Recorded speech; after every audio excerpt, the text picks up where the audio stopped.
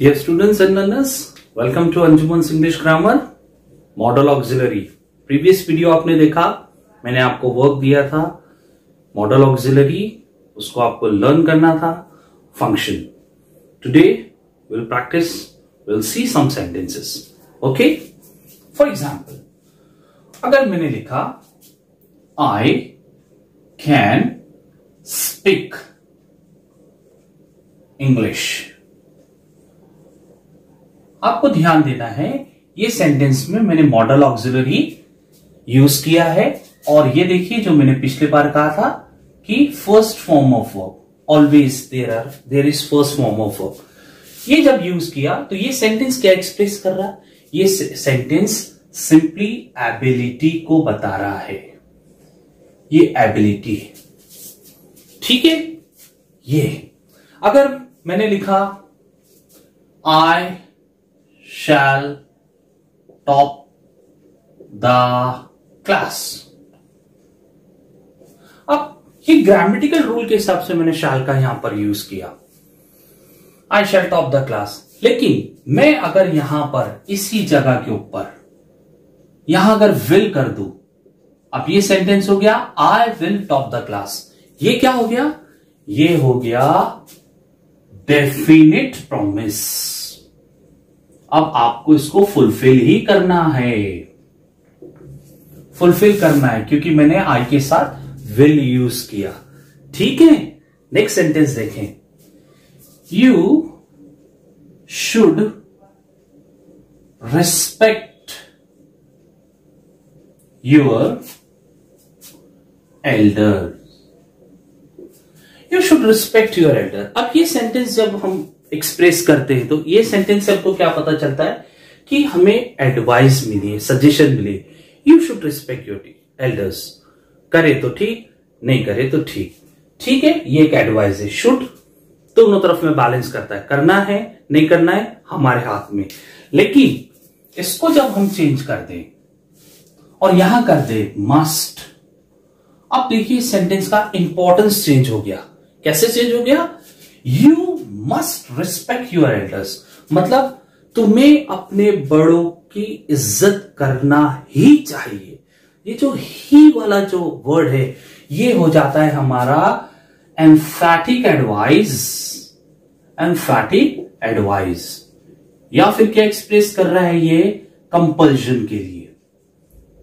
Compulsion necessary हो गया हमारे लिए, कंपल्शन हो गया इस तरीके का.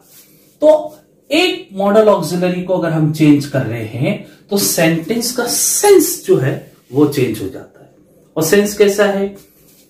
अब एक और सेंटेंस देखें. अगर हमने लिखा आई विल, या मैं इसको ऐसे कर दूं, इट विल रेन टुडे. ठीक है, इट विल रेन टुडे. अगर ये सेंटेंस है, क्या एक्सप्रेस कर रहा है ये? डेफिनेट प्रॉमिस को या मोर डेफिनेट को, यानी ज्यादा चांसेस हैं काय के बारिश होने के. It will rain today, chances है पूरे. मोर डेफिनेट को एक्सप्रेस कर रहा. इसी सेंटेंस को अगर मैंने रिप्लेस कर दिया मे से, अब ये सेंटेंस हो गया इट मे रेन टुडे. जब ये सेंटेंस मे के साथ एक्सप्रेस होगा तो क्या हो जाएगा? लेस डेफिनेट हो जाएगा. इसीलिए कहा जाता है, एक तो don't speak, if you are speaking choose correct word. सही वर्ड को चूज करके बोलें. ऐसा नहीं होना चाहिए कि बस हम बोल रहे हैं और हमारे वर्ड्स क्या एक्सप्रेस कर रहे हैं, क्या बताना चाह रहे हैं. कोई अगर बात की इंपॉर्टेंस है उसमें अगर हमने मे यूज कर लिया तो लेस डेफिनेट हो गया.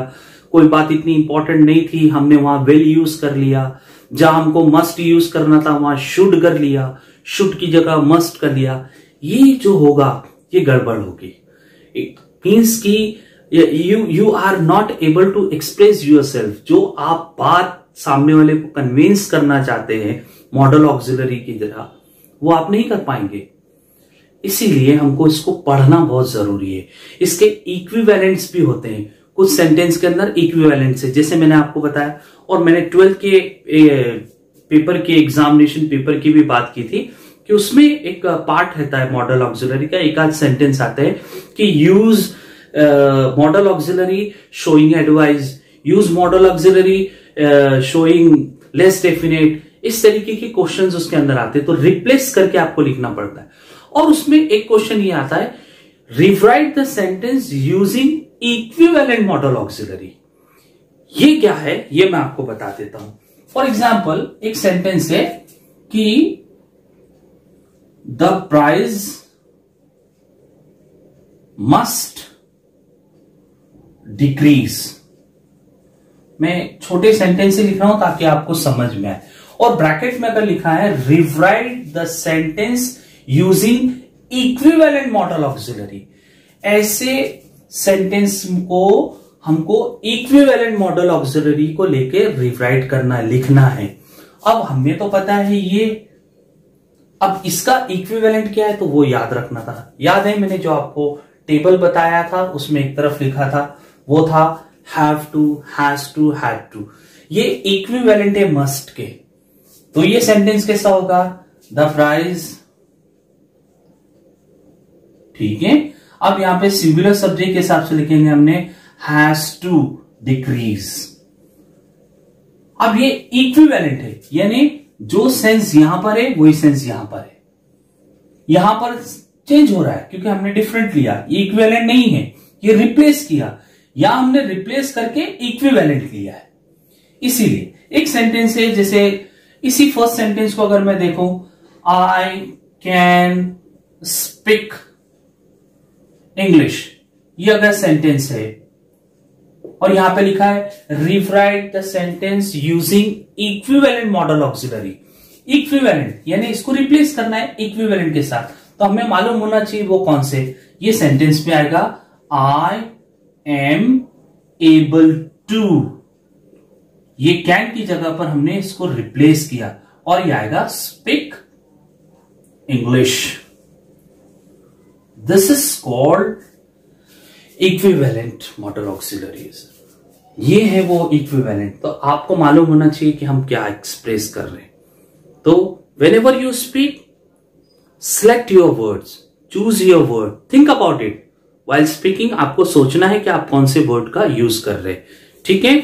इस तरीके के आप मॉडल ऑक्सिलरी का जो चार्ट और जो फंक्शन दिए हैं वो फंक्शन को लेकर उन ऑक्सिलरीज को लर्न करके you can make these type of sentences. Go on practicing these type of sentences.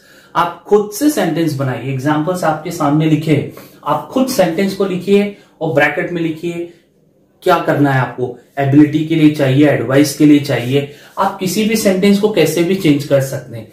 एक और चीज जो है जैसे मे, ये परमिशन, आप बनाइए इससे sentence, may I come in, it means you are seeking permission, आप परमिशन ले रहे।